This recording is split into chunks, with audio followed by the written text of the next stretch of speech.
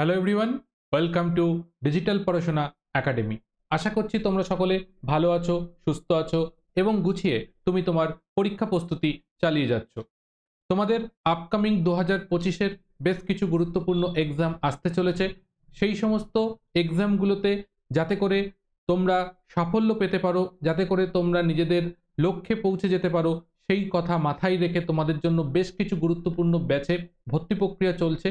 এই সমস্ত ব্যাচগুলোতে আমাদের কিন্তু এই মুহূর্তে ভর্তি প্রক্রিয়া চলছে এবং আগামী 30শে এপ্রিল পর্যন্ত প্রত্যেকটা ব্যাচের জন্য কিন্তু বিশেষ অফার চলছে। তাই যাদের প্রয়োজন আছে তারা অবশ্যই আমাদের অ্যাপ্লিকেশন ডিজিটাল পড়াশোনা একাডেমি সেটাকে যাও, ইনস্টল করো এবং যে ব্যাচে প্রয়োজন আছে সেই ব্যাচে ভর্তি হয়ে যাও। আজকে আমাদের যে ক্লাসটা হতে চলেছে রেলওয়ে প্রিভিয়াস ইয়ার সিরিজের, আজকে আমরা যে চ্যাপ্টারটা আলোচনা করব সেটা হচ্ছে মেটাল অ্যান্ড দেয়ার কম্পাউন্ড। তো মেটাল এবং অ্যান্ড দেয়ার কম্পাউন্ড এই বিষয়ের ওপর ডিটেলস থিওরি ক্লাস বিজ্ঞানের সাফল্য ব্যাচে করানো রয়েছে। যাদের প্রয়োজন আছে থিওরি ক্লাসে তারা বিজ্ঞানের সাফল্য ব্যাচ থেকে দেখে নেবে এবং নোট করে নেবে। এবং আজকে আমরা ক্লাসে দেখব এখান থেকে প্রিভিয়াস ইয়ার কি ধরনের কোশ্চেন এসেছিল সেগুলো নিয়ে আলোচনা করব এবং যেখানে যেটুকু থিওরির প্রয়োজন সেখানে সেইটুকু থিওরি ডিটেলসে আলোচনা করে দেবো তোমাদের সঙ্গে। তো চলো শুরু করা যাক আজকের ক্লাস। আজকের ক্লাসের প্রথম কোশ্চেন তোমার জন্য বলছে, নিম্নলিখিত মৌলগুলির মধ্যে কোনটি একটি ধাতু? তাহলে এখানে তোমাকে যে মৌলগুলো দিয়েছে সেই মৌলগুলোর মধ্যে কোনটা একটি ধাতু তোমাকে জিজ্ঞাসা করেছে। তো আমরা জানি যে নিয়ন এটা কি একটা নিষ্ক্রিয় গ্যাস, ব্রোমিন কি এটা হচ্ছে হ্যালোজেন, হ্যালোজেন মানে কি সে হচ্ছে একটা অধাতুর মধ্যে পড়ে, আর জার্মেনিয়াম সেটা কি সেটা কিন্তু একটা ধাতু কল্পের মধ্যে পড়ে। তাহলে আমরা এখানে দেখতে পেলাম এগুলো বিভিন্ন জিনিস, তাদের রাসায়নিক পরিচিতি কি সেটা দেখে নিয়েছি। তাহলে এখানে দেখতে পাচ্ছি রয়েছে সোডিয়াম, তাহলে সোডিয়াম যেটা রয়েছে এটাই হচ্ছে আমাদের সঠিক উত্তর, সোডিয়াম একটা ধাতু। এবার আমরা দেখে নেব যে সোডিয়াম সম্বন্ধে কিছু গুরুত্বপূর্ণ কথা তোমাদের দেওয়া রয়েছে, সেগুলো একটু দেখে নাও। এই সোডিয়াম হচ্ছে একটা কি খুব সক্রিয় ধাতু এবং প্রকৃতি থেকে মুক্ত অবস্থায় পাওয়া যায় না। অত্যাধিক সক্রিয়তার কারণে সোডিয়ামকে কি করা হয়, কেরোসিন তেলের মধ্যে সংরক্ষণ করা হয়। সোডিয়াম খুবই নরম, তাই এটাকে ছুরি দিয়ে আমরা কেটে ফেলতে পারি। সোডিয়াম বেনজিন এবং ইথারে দ্রবীভূত হয়। সোডিয়াম ঠান্ডা জলের সঙ্গে খুব সহজেই বিক্রিয়া করতে পারে। সোডিয়াম অ্যামোনিয়ার সঙ্গে বিক্রিয়া করে সোডামাইট উৎপন্ন করে। সোডিয়াম একটি বিজারক পদার্থ হিসাবে কাজ করে। গলিত সোডিয়ামকে পারমাণবিক চল্লিতে শীতলকারক পদার্থ হিসাবে ব্যবহার করা হয়। এই পয়েন্টগুলো কিন্তু গুরুত্বপূর্ণ, এই সমস্ত পয়েন্টগুলো থেকে কিন্তু ঘুরিয়ে পেঁচিয়ে বারে বারে প্রশ্ন এসেছে। আমরা এখানে হয়তো কয়েকটা কোশ্চেন রেখেছি, কিন্তু পরীক্ষায় দেখলে পারে এখান থেকে প্রচুর কোশ্চেন হয়। এই জাতীয় থিওরিগুলো কিন্তু খুব গুরুত্বপূর্ণ সেই সমস্ত প্রশ্নের উত্তর করার জন্য। নেক্সট আমরা চলে যাচ্ছি 2 নম্বর কোশ্চেনে। জলের স্থায়ী ক্ষরতা দূরীকরণে নিম্নলিখিতগুলির মধ্যে ড্যাশ ব্যবহার করা হয়। তাহলে জলের স্থায়ী ক্ষরতা দূরীকরণের জন্য কোনটা ব্যবহার করা হয় তোমার কাছে জানতে চাওয়া হয়েছে। তো জলের স্থায়ী ক্ষরতা দূরীকরণের জন্য আমরা কি ব্যবহার করব, এখানে দেখো তোমাদেরকে একটা চার্ট দেওয়া আছে যেখানে সোডিয়াম রিলেটেড যে সমস্ত কম্পাউন্ডগুলো তৈরি হয় সেই কম্পাউন্ডগুলোর কোনটার সাধারণ নাম কি আছে, কেমিক্যাল নেম কি আছে, সংকেত কি রয়েছে এবং তাদের ব্যবহার কোথায় করা হয় সেগুলো সবটা দেওয়া আছে। এখানে দেখো দেওয়া আছে ওয়াশিং সোডা বা যেটাকে বলা হয় সোডিয়াম কার্বনেট, যার সংকেত দিয়ে দিয়েছে। এটা কি আছে, ক্ষর জলকে মৃদু জলে পরিণত করতে ব্যবহার করা হয়। অর্থাৎ জলের ক্ষরতা দূরীকরণে আমরা কি ব্যবহার করব, সোডিয়াম কার্বনেট বা যেটাকে আমরা বলে থাকি ওয়াশিং সোডা। তাহলে আমাদের এখানে সঠিক উত্তর কি হয়ে যাবে, অপশন বি ওয়াশিং সোডা বা যেটার নাম হচ্ছে সোডিয়াম কার্বনেট, যেটাকে আমরা জলের ক্ষরতা দূরীকরণে ব্যবহার করি। সেটা স্থায়ী ক্ষরতা দূরীকরণে ব্যবহার করার কথা বলা হোক বা ক্ষরজলকে মৃদু জলে পরিণত করার কথা বলা হোক, উভয়ই একই জিনিস হবে। নেক্সট আমরা চলে যাব 3 নম্বর কোশ্চেন। 3 নম্বর কোশ্চেন কি বলছে, বলছে নিম্নলিখিত ধাতুগুলির মধ্যে কোনটিকে কার্বন বিজারণ পদ্ধতিতে নিষ্কাশন করা যায় না। দেখো কার্বন বিজারণ পদ্ধতিতে নিষ্কাশন তুমি সেই সমস্ত ধাতুকেই করতে পারবে না যে সমস্ত ধাতুগুলোর রাসায়নিক সক্রিয়তা খুব বেশি। তো এখানে যে ধাতুগুলো রয়েছে তার মধ্যে রাসায়নিক সক্রিয়তা সবচেয়ে বেশি সোডিয়ামের। সেই কারণের জন্য সোডিয়ামকে তুমি কার্বন বিজারণ পদ্ধতিতে ব্যবহার করতে পারবে না। সোডিয়াম ধাতুকে নিষ্কাশন করার জন্য সবথেকে বেস্ট অ্যাপ্রোচ হচ্ছে ইলেকট্রোলিসিস বা তড়িৎ বিশ্লেষণের মাধ্যমে সোডিয়াম ধাতুকে সাধারণত নিষ্কাশন করা হয়। নেক্সট আমরা চলে যাব 4 নম্বর কোশ্চেন। নিম্নলিখিত ধাতুগুলির মধ্যে কোনটি কেরোসিন তেলের মধ্যে সংরক্ষণ করা হয়। কিছুক্ষণ আগেই বললাম যে সোডিয়াম এতটাই সক্রিয় ধাতু যে কারণে একে সংরক্ষণ করার জন্য কেরোসিনের মধ্যে একে সংরক্ষণ করা হয়ে থাকে। নেক্সট কোশ্চেন, সোডিয়াম ক্লোরাইডের জলীয় দ্রবণের মধ্যে তড়িৎ প্রবাহ পাঠানো হলে নিম্নলিখিত পদার্থগুলির মধ্যে কোনটি উৎপন্ন হবে? ভালো কোশ্চেন। তো বলছে কোশ্চেনটা একটু ঘুরিয়ে পেঁচিয়ে দিয়েছে তোমাকে, কিন্তু আমরা দেখব কি উৎপন্ন হবে। তো সোডিয়াম ক্লোরাইড, মনে করো তুমি এখানে সোডিয়াম ক্লোরাইড মানে হচ্ছে NaCl, এর একটা জলীয় দ্রবণ তুমি নিয়ে নিয়েছো। এই জলীয় দ্রবণের মধ্যে যদি তুমি তড়িৎ পাঠাও তাহলে তুমি দেখতে পাবে যে এখানে নেগেটিভ দিকে যেটা রয়েছে সেটাকে বলা হয় ক্যাথোড, আর পজিটিভ দিকে যেটা রয়েছে সেটাকে বলা হয় অ্যানোড। ক্যাথোডে কারা আসে? ক্যাটায়ন যারা তারা আসে। তার ফলে ক্যাথোডে তুমি দেখবে হাইড্রোজেন গ্যাস উৎপন্ন হয়েছে। আর এই যে অ্যানোড, এই অ্যানোডের মধ্যে আসবে অ্যানায়ন, তার ফলে এখানে দেখবে Cl2 গ্যাস উৎপন্ন হয়েছে। আর একটা জিনিস উৎপন্ন হবে, সেই জিনিসটা কোথায় থাকবে? দ্রবণের মধ্যে থেকে যাবে, সেটার নাম NaOH। তাহলে আমি যদি টোটাল বিক্রিয়াটাকে যদি লেখা হয় তাহলে কি হচ্ছে যে আমরা NaCl এর জলীয় দ্রবণের মধ্যে যদি তড়িৎ চালনা করি তাহলে আমরা দেখতে পাবো NaOH উৎপন্ন হচ্ছে, Cl2 গ্যাস উৎপন্ন হচ্ছে এবং H2 উৎপন্ন হচ্ছে। তো ক্যাথোডে কোনটা হচ্ছে, অ্যানোডে কোনটা হচ্ছে, সবটা আমি বলে দিলাম। এই যে প্রসেস, যে এই প্রসেসটার মাধ্যমে দেখো NaOH উৎপন্ন হলো, এটা একটা খুব গুরুত্বপূর্ণ প্রসেস, যে প্রসেসটাকে আমরা বলে থাকি chloro alkali process. Chloro alkali process, যে প্রসেসের মাধ্যমে আমরা কি করতে পারি? NaOH উৎপাদন করতে পারি। এবং এই যে সোডিয়াম ক্লোরাইডের যে গলিত দ্রবণ, এই দ্রবণটাকে কি বলা হয়? এই দ্রবণটাকে বলা হয় ব্রাইন সলিউশন। এটাকে বলা হয় ব্রাইন সলিউশন। সেটা হচ্ছে সোডিয়াম ক্লোরাইডের গলিত জলীয় দ্রবণকে বলা হয়। আর এই ব্রাইন সলিউশন থেকে যখন আমরা NaOH উৎপন্ন করা হয় সেই প্রসেসটার নাম হচ্ছে ক্লোরো অ্যালকালি প্রসেস। তাহলে আমাদের এখানে যেটা সঠিক উত্তর হয়ে যাবে সেটা হচ্ছে sodium hydroxide, option D, sodium hydroxide উৎপন্ন করা হয়। নেক্সট আমরা চলে যাব আমাদের পরবর্তী কোশ্চেনের দিকে। পরবর্তী কোশ্চেন কি বলছে? সোডিয়াম কার্বনেটের সঙ্গে হাইড্রোক্লোরিক অ্যাসিডের বিক্রিয়ার ফলে কোন গ্যাস উৎপন্ন হবে? তাহলে সোডিয়াম কার্বনেটের সঙ্গে হাইড্রোক্লোরিক অ্যাসিডের যদি আমরা বিক্রিয়া ঘটাই তাহলে কোন গ্যাসটি উৎপন্ন হবে? এটা তোমাদেরকে একটা পোল দিয়েছিলাম, যে পোলের মধ্যে কিছু স্টুডেন্ট আছে যারা সঠিক উত্তর করেছে, যারা পড়াশোনা করে, আর অনেক স্টুডেন্টই কিন্তু ভুলভাল অনেক কিছু উত্তর দিয়েছো। যদি যারা ওখানে উত্তর করেছিলে তাদের মধ্যে কেউ যদি এখন ক্লাস দেখে থাকো তাহলে অবশ্যই নিজের সঠিক উত্তরটাকে জেনে নেবে। তাহলে সোডিয়াম কার্বনেটের সংকেত কি? Na2CO3, এটা সোডিয়াম কার্বনেট। তার সঙ্গে কার বিক্রিয়া হচ্ছে? তার সঙ্গে বিক্রিয়া হচ্ছে হাইড্রোক্লোরিক অ্যাসিড মানে HCl এর বিক্রিয়া হচ্ছে। এদের যখন বিক্রিয়া হচ্ছে, এই বিক্রিয়ার ফলে কি উৎপন্ন হচ্ছে? উৎপন্ন হয় NaCl প্লাস উৎপন্ন হচ্ছে কি? জল উৎপন্ন হয়, আর তার সঙ্গে একটা গ্যাস উৎপন্ন হয়, তার নাম কার্বন ডাই অক্সাইড গ্যাস উৎপন্ন হয়। তো এখানে আমাদের সঠিক উত্তর কি হয়ে যাবে? Option B, carbon die oxide gas উৎপন্ন হয়। অনেকে হাইড্রোজেনে উত্তর করেছো, অনেকে কার্বন মনোক্সাইড, অনেকে অক্সিজেনে উত্তর করেছো, কিন্তু আমাদের সঠিক উত্তর যেটা হবে এক্ষেত্রে কার্বন ডাই অক্সাইড কিন্তু উৎপন্ন হয়। ঠিক আছে? তো আমরা আশা করছি আগামী দিনে যখন আমাদের এরকম ধরনের কোশ্চেন আসবে আমরা কেউ ভুল করব না, কারণ আমরা এখন শিখে গেছি। নেক্সট আমরা চলে যাব আমাদের পরবর্তী 7 নম্বর কোশ্চেন। যখন খাওয়ার সোডাকে উত্তপ্ত করা হয় তখন এটি ড্যাশ, জল এবং কার্বন ডাই অক্সাইডে পরিণত হয়। এটাও একটা ভালো প্রশ্ন। এটার উত্তর কি হবে? চলো আমরা উত্তর করি। তাহলে আমাকে বলেছে খাওয়ার সোডা মানে কি?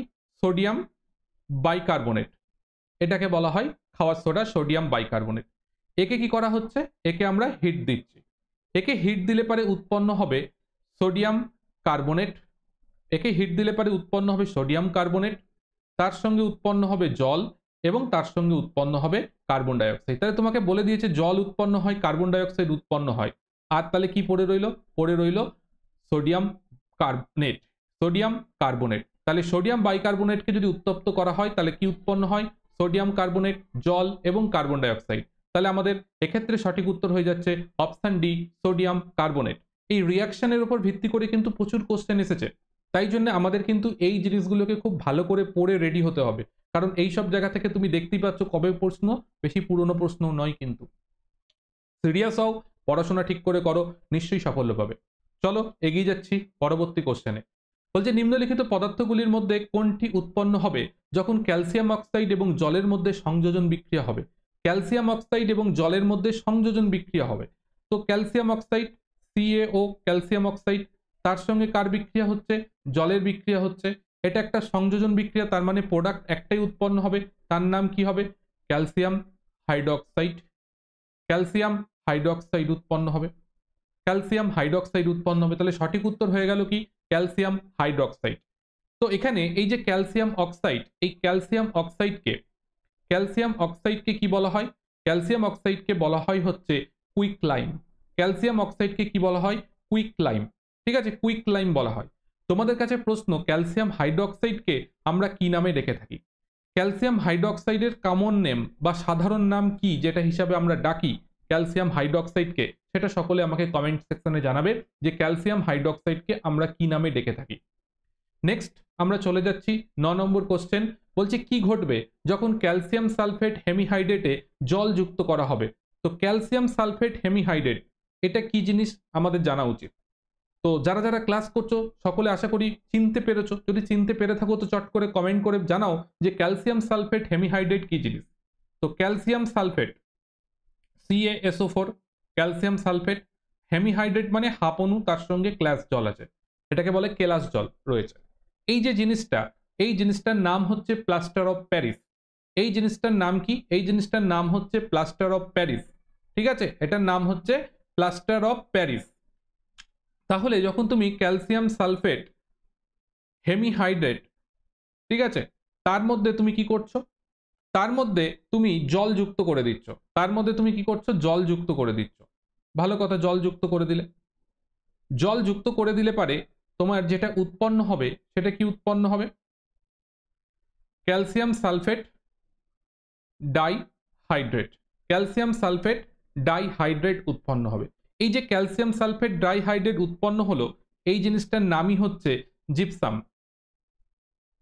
এই জিনিসটার নামই হচ্ছে জিপসাম। এই জিনিসটার নাম হচ্ছে কি, এই জিনিসটার নাম হচ্ছে জিপসাম। আর এই যে জিনিসটা ছিল, এটা কার সংকেত ছিল, এটা সংকেত ছিল প্লাস্টার অফ প্যারিস।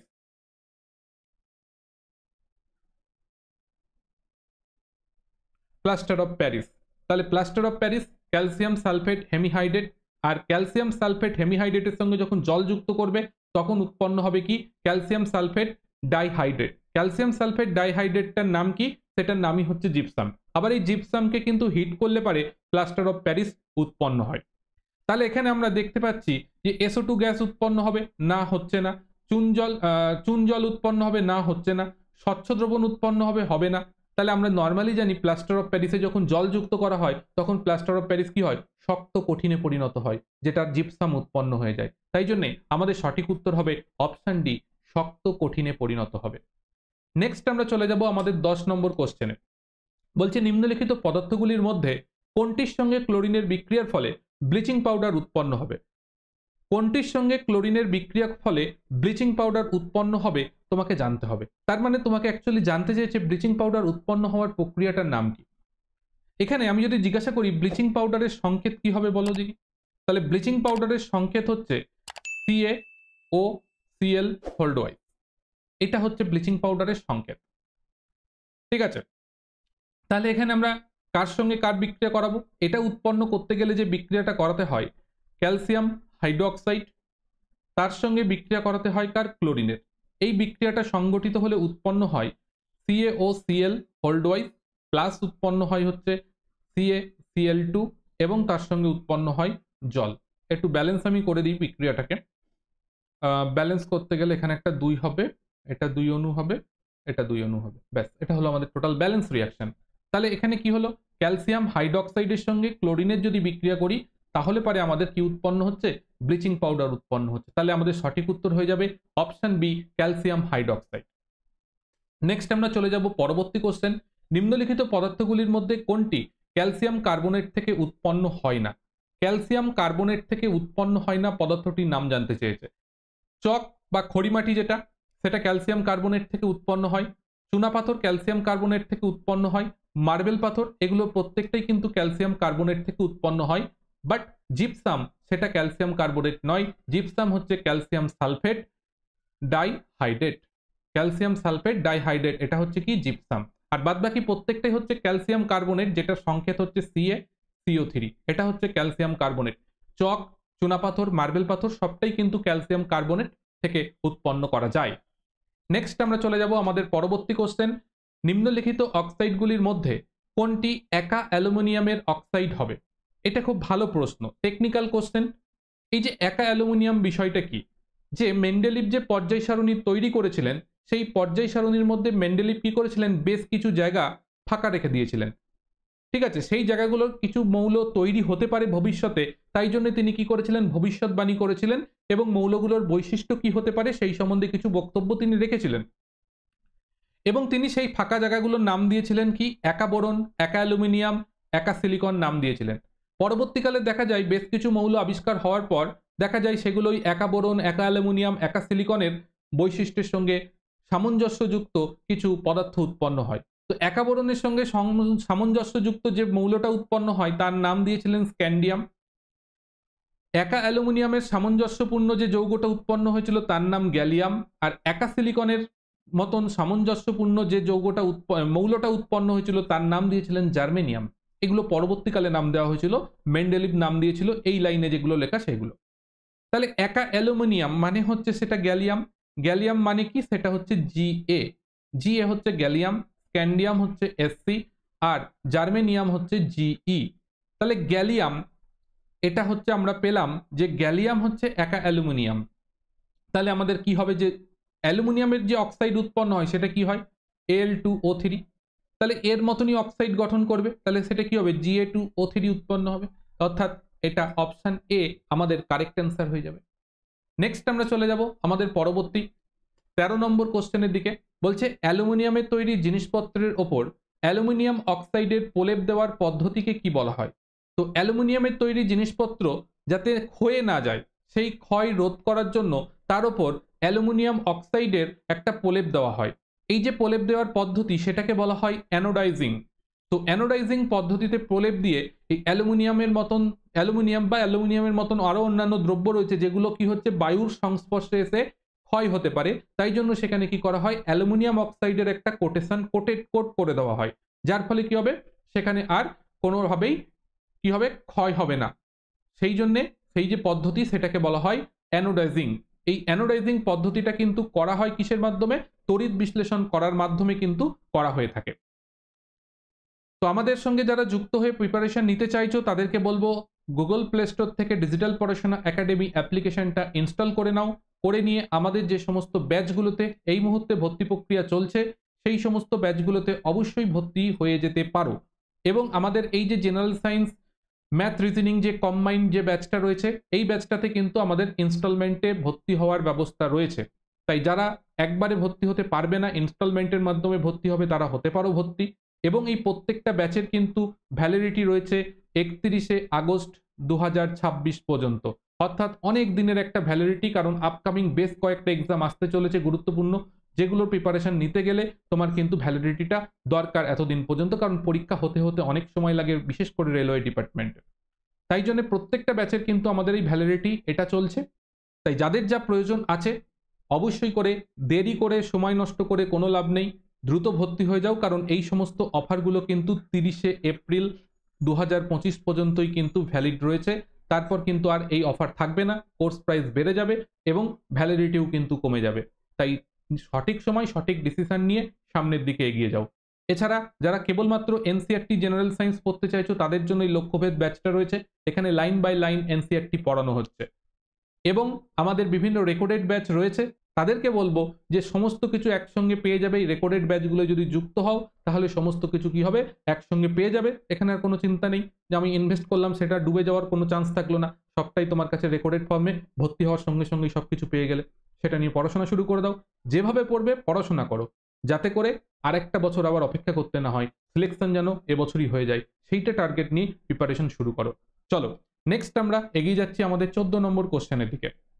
বলছে নিম্নলিখিত পদার্থগুলির মধ্যে কোনটি সিলভার বিক্রিয়া করে কালো হয়ে যায়? তা নিম্নলিখিত যে পদার্থগুলো রয়েছে এগুলোর মধ্যে কোনটির সঙ্গে বিক্রিয়া করে সিলভার কালো হয়ে যায়? তো সঠিক উত্তর হবে সালফার। সালফারের সঙ্গে বিক্রিয়া করে সিলভার কি হয়ে যায়, কালো হয়ে যায়। তো এবার ব্যাপারটা কি হয়, ব্যাপারটা হচ্ছে সিলভার মানে এজি, তার সঙ্গে যখন সালফার বিক্রিয়া করে, বিক্রিয়ার ফলে যে যৌগটা উৎপন্ন হয় সেটা হচ্ছে Ag2S। এই যৌগটা উৎপন্ন হয়, যার কি হয়, কালো রঙের প্রেসিপিটেট পড়ে। যার কি হয় কালো প্রেসিপিটেট পড়ে। এই কালো প্রেসিপিটেট পড়ার ফলে সিলভারের জিনিস কি হয়ে যায়, সেটা কালো হয়ে যায়। দেখবে রূপোর জিনিস সাধারণত হয়ে যায়।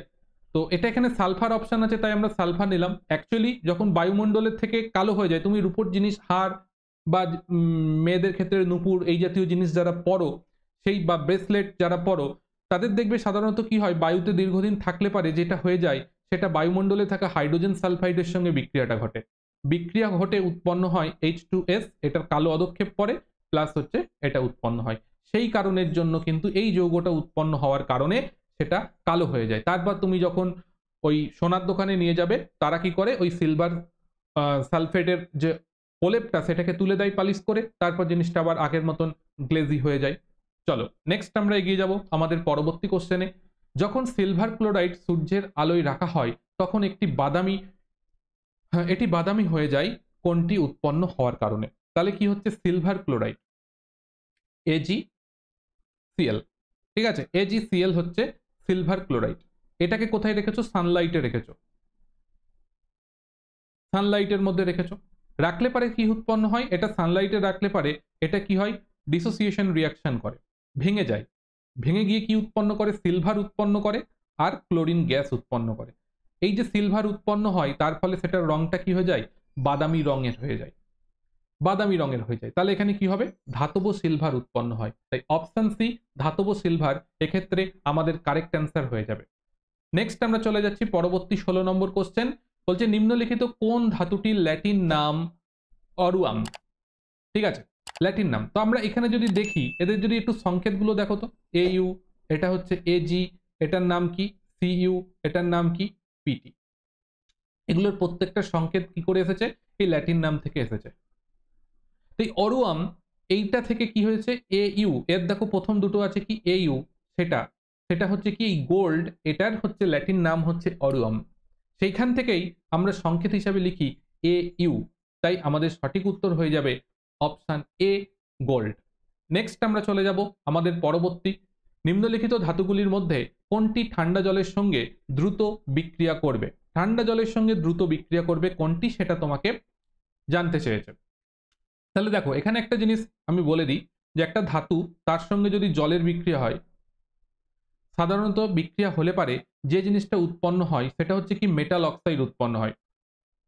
মেটাল অক্সাইড অর্থাৎ ধাতব অক্সাইড উৎপন্ন হয়, আর তার সঙ্গে কি উৎপন্ন হয়, হাইড্রোজেন উৎপন্ন হয়। ধাতব অক্সাইড উৎপন্ন হয় আর তার সঙ্গে কি উৎপন্ন হয়, হাইড্রোজেন উৎপন্ন হয়। এবার এটা হয় নর্মাল প্রসেস, যে কোনো ধাতুর সঙ্গে যদি বিক্রিয়া হয়। এবার এখানে কয়েকটা বিষয় আছে, খুব গুরুত্বপূর্ণ বিষয়। কিরম গুরুত্বপূর্ণ বিষয়টা?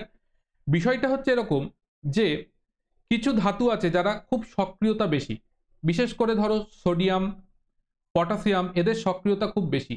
এরা কি করে, ঠান্ডা জলের সঙ্গেই বিক্রিয়া করতে পারে। আবার তুমি দেখো ক্যালসিয়াম, ম্যাগনেসিয়াম, এরা কি করে, এরা আবার গরম জলের সঙ্গে বিক্রিয়া করে। আবার কিছু ধাতু রয়েছে যেমন ধরো অ্যালুমিনিয়াম, লোহা, জিঙ্ক, এরা আবার কি করে, এরা হচ্ছে স্ট্রিম মানে হচ্ছে জলীয় বাষ্পের সঙ্গে বিক্রিয়া করে, করে একই জিনিস উৎপন্ন করবে, কিন্তু বিক্রিয়াটা জলীয় বাষ্পের সঙ্গে করবে। তাহলে কি পেলাম, ঠান্ডা জলের সঙ্গে বিক্রিয়া কারা করে, গরম জলের সঙ্গে কারা বিক্রিয়া করে, স্টিমের সঙ্গে কারা বিক্রিয়া করে, সেটা পেলাম। আর কি ধাতু আছে যারা বিক্রিয়া করে না, যেমন হচ্ছে ধরো সিলভার, যেমন গোল্ড, যেমন কপার, এরা কিন্তু কোনোভাবেই জলের সঙ্গে বিক্রিয়া করে না। তাহলে আমাদের কাছে বিষয়টা ক্লিয়ার হলো কোন ধাতু কি, কারণ পরীক্ষায় প্রশ্ন এটার উপর ভিত্তি করে এসেছে। সেই জন্য আমাদের জেনে রাখা দরকার ঠান্ডা জলের সঙ্গে কে করে, গরম জলের সঙ্গে কে করে, স্টিমের সঙ্গে কে করে। আমাদের এখানে যেটা জানতে চেয়েছে যে ঠান্ডা জলের সঙ্গে দ্রুত বিক্রিয়া কে করবে, তাহলে উত্তর কি হয়ে যাবে আমাদের, পটাশিয়াম। সেটা হচ্ছে সক্রিয় ধাতু, সক্রিয়তা বেশি, তাই জন্য সে কি করবে, খুব সহজেই বিক্রিয়া করবে। কার সঙ্গে বিক্রিয়া করবে, আমাদের ঠান্ডা জলের সঙ্গে। নেক্সট আমরা এগিয়ে যাব আমাদের পরবর্তী 18 নম্বর কোশ্চেনে। নিম্নলিখিত পদার্থগুলির মধ্যে কোনটি জলের বিশুদ্ধকরণে ব্যবহার করা হয়? জলের বিশুদ্ধকরণে যে জিনিসটা ব্যবহার করা হয় সেটার নাম হচ্ছে কি অ্যালাম, বা যেটাকে আমরা চিনি ফটকিরি, বা যেটাকে আমরা অ্যালাম বা ফটকিরি নামে চিনি। যার সংকেত কি, যার সংকেত হচ্ছে K2SO4 dot Al2SO4 whole thrice 24H2O। এটা হচ্ছে টোটাল হচ্ছে আমাদের পটাশ অ্যালাম বা পটাশিয়াম অ্যালাম বা ফটকিরি সেটার একটা সংকেত। তাহলে আমাদের সঠিক উত্তর হয়ে যাচ্ছে অপশন সি। একই সঙ্গে মনে রাখবে এটা একটা কিন্তু ডবল সল্ট, কারণ দেখো এখানে দুটো ধাতব লবণ রয়েছে, তাই জন্য এটাকে কি বলা হয়, এটাকে ডবল সল্টও বলা হয়ে থাকে। নেক্সট আমরা চলে যাচ্ছি 19 নম্বর কোশ্চেন। কি বলছে আমাদের, ফেরাস সালফেটের সম্পূর্ণ বিয়োজনের সময় নিম্নলিখিত গ্যাসগুলির মধ্যে কোনটি উৎপন্ন হবে? ফেরাস সালফেট, আগের দিন অনেকবার লিখেছিলাম বিক্রিয়াটা, আর একবার লিখছি, FeSO4 ফেরাস সালফেট। এখানে আমরা যদি হিট দিই, হিট দেওয়ার ফলে যেটা উৎপন্ন হয় সেটা কি উৎপন্ন হয়, Fe2O3 প্লাস উৎপন্ন হয় SO2 প্লাস উৎপন্ন হয় SO3। তাহলে এখানে দেখতে পাচ্ছি SO2 SO3 এই দুটো গ্যাস উৎপন্ন হচ্ছে, তাহলে আমাদের সঠিক উত্তর হবে উভয়। তোমাদের কাছে একটা প্রশ্নটা কি আমি জানি না, তাই তোমাদেরকে জিজ্ঞাসা করছি, তোমরা একটু আমাকে কমেন্ট করে জানতে সাহায্য করো যে এই যে বিক্রিয়াটা আমি লিখলাম, এই বিক্রিয়াটা কোন ধরনের বিক্রিয়া, টাইপ অফ রিয়াকশন পড়িয়েছি, আমাকে একটু কমেন্ট করো কষ্ট করে যে এই বিক্রিয়াটা কোন ধরনের বিক্রিয়ার মধ্যে পড়ে। সকলে অবশ্যই করে আশা রাখবো যে কমেন্ট করে আমাকে এইটুকু জানাবে। নেক্সট আমরা এগিয়ে যাচ্ছি আমাদের পরবর্তী কোশ্চেনের দিকে। যখন হাইড্রোক্লোরিক অ্যাসিডের মধ্যে লোহার পেরেক যুক্ত করা হবে তখন কি ঘটবে?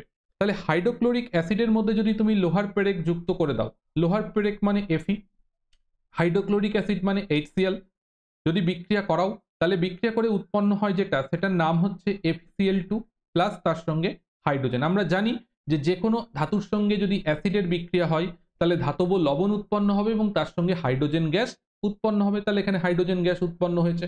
এই হচ্ছে টোটাল রাসায়নিক বিক্রিয়াটা। তাহলে আমরা কি পাচ্ছি যে হাইড্রোজেন গ্যাস উৎপন্ন হচ্ছে এবং ফেরাস ক্লোরাইড উৎপন্ন হচ্ছে, তাহলে অপশন বি আমাদের এক্ষেত্রে কারেক্ট অ্যান্সার হয়ে যাবে। নেক্সট আমরা এগিয়ে যাব আমাদের পরবর্তী 21 নম্বর কোশ্চেন। তো নিম্নলিখিত ধাতুগুলির মধ্যে কোনটির সক্রিয়তা সবচাইতে বেশি, তার জন্য আমাদের জানতে হবে মেটাল রিঅ্যাক্টিভ সিরিজ।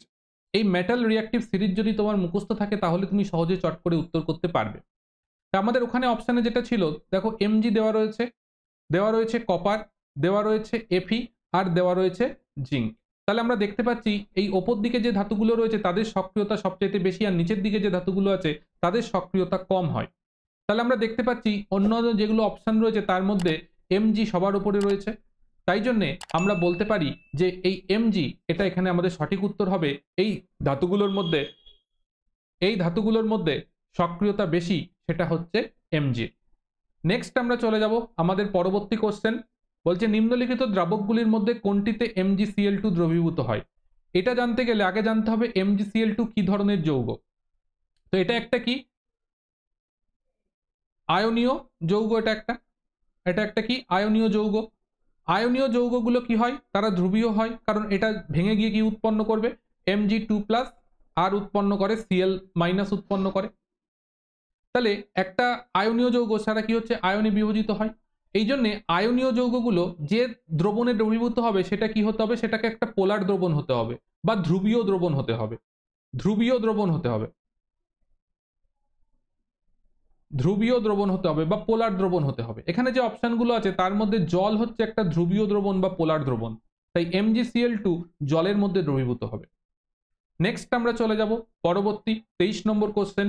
নিম্নলিখিত ধাতুগুলির মধ্যে কোনটিকে ব্যতিক্রমীভাবে সাধারণ উষ্ণতায় তরল অভাবে পাওয়া যায়? তাহলে সাধারণ অবস্থায় তরল হিসাবে পাওয়া যায় কোনটা, আমরা যদি দেখি sodium, mercury, potassium, calcium. Mercury মানি হচ্ছে পারদ, যেটা হচ্ছে Hg সংকেত। তাহলে আমাদের সঠিক উত্তর হচ্ছে অপশন বি মার্কারি, যেটা একটা ধাতু হওয়া সত্ত্বেও ঘরের সাধারণ উষ্ণতায় একে আমরা তরল পদার্থ হিসাবে পেয়ে থাকি। নেক্সট আমরা চলে যাচ্ছি পরবর্তী 24 নম্বর কোশ্চেন। বলছে জিঙ্ক সালফেট হেপ্টাহাইড্রেট, এটি সাধারণ নামে পরিচিত, সাধারণত ড্যাশ নামে পরিচিত। ঠিক আছে, সাধারণত ড্যাশ নামে পরিচিত, ড্যাশটা আগে হবে, নামেটা পরে যাবে। তাহলে জিঙ্ক সালফাইড ZnSO4 হেপ্টাহাইড্রেট মানে 7 অণু জল আছে। এই যে পদার্থটা, এই পদার্থটার নাম কি, হোয়াইট ভিট্রিয়ল। ঠিক আছে, এর নাম হচ্ছে হোয়াইট ভিট্রিয়ল। আর CuSO4 এটার নাম হচ্ছে কপার সালফেট, এটাকে বলা হয় ব্লু ভিট্রিয়ল। ঠিক আছে, এই নামগুলো কিন্তু মনে রাখতে হবে, এই কমন নেম এবং তাদের কেমিক্যাল নেম এবং তাদের সংক্ষেপটা কি হয়। নেক্সট আমরা চলে যাচ্ছি 25 নম্বর কোশ্চেন। বলছে জিঙ্ক সালফেট দ্রবণের মধ্যে কপার ধাতু যুক্ত করা হলে কি ঘটনা ঘটবে? ঠিক আছে, কি ঘটনা ঘটবে আমাকে কি বললো, আমাকে যেটা বলা হলো সেটা হচ্ছে জিঙ্ক সালফেট দ্রবণ নেওয়া হয়েছে, অর্থাৎ ZnSO4 দ্রবণ নেওয়া হয়েছে। এই দ্রবণের মধ্যে আমাকে কপার যুক্ত করা হয়েছে, তার ফলে কি ঘটবে জানতে চাওয়া হয়েছে। আর আমি আরেকটা বিক্রিয়া দিচ্ছি, তোমাকে কপার সালফেট দ্রবণ দেওয়া হয়েছে, তার মধ্যে আমি জিঙ্ক যুক্ত করেছি, তাহলে কি ঘটবে। আমরা প্রতিস্থাপন বিক্রিয়া পড়েছি এবং প্রতিস্থাপন বিক্রিয়াকে আমি বলেছিলাম জোর যার মুলুক তার। জোর মানে কি, যার সক্রিয়তা বেশি সে সবকিছু দখল করে নিতে পারে। এখানে তুমি দুজনকে দেখো, জিঙ্ককে দেখো আর কপারকে দেখো। জিঙ্ক দেখো ওপরে রয়েছে, কপার দেখো নিচে রয়েছে, তাহলে সক্রিয়তা জিঙ্কের বেশি, অর্থাৎ জিঙ্কের জোর বেশি। তাহলে জিঙ্ক কি করবে, জোর যার মুলুক তার করবে। অর্থাৎ জিঙ্ক কি করবে, এই কপারকে ধাক্কা মেরে বের করে দিয়ে উৎপন্ন করবে ZnSO4 প্লাস Cu উৎপন্ন করবে।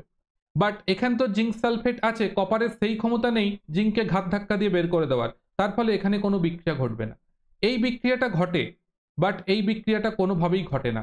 তাই জন্য আমাদের এখানে সঠিক উত্তর যেটা হয়ে যাবে যে কোনো বিক্রিয়াই সংগঠিত হবে না বা কোনো বিক্রিয়া ঘটবে না, এটা আমাদের সঠিক উত্তর হয়ে যাবে। তো এই আজকে আমাদের ক্লাসে টোটাল এই 25টা কোশ্চেন ছিল।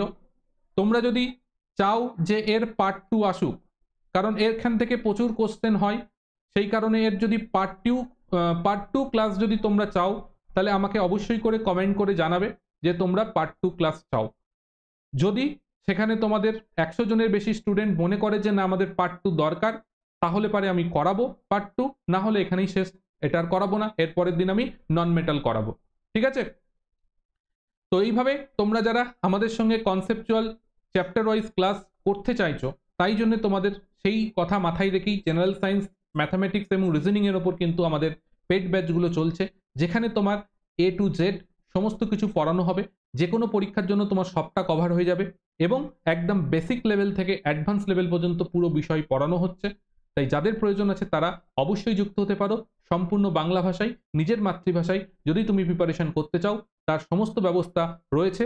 আফসোস যেন পরবর্তীকালে করতে না হয় যে বাংলা ভাষায় হলে পারে আমি ভালো প্রিপারেশন করতে পারতাম, না হলে আমি করতে পারিনি, সেটা মাথায় রেখে নিজের ডিসিশন নিজে নেবে।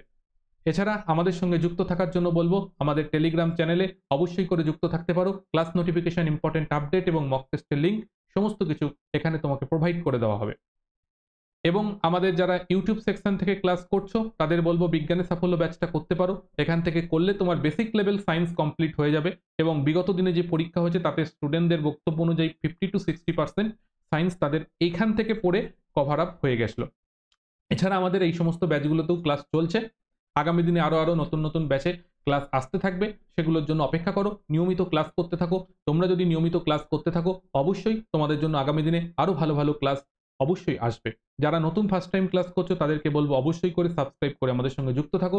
এতক্ষণ পর্যন্ত যারা ক্লাস দেখলে তাদেরকে বলবো অবশ্যই একটা লাইক করে দাও এবং অবশ্যই করে শেয়ার করো, যাতে তুমি যেভাবে শিখছো এভাবে আরো বেশ কয়েকজন স্টুডেন্ট এসে যেন শিখতে পারে তোমার মতন ভাবে। দেখা হবে আগামীকালকের ক্লাসে নন মেটাল নিয়ে। ততক্ষণ পর্যন্ত সকলে ভালো থেকো, সুস্থ থেকো। সকলকে গুড বাই।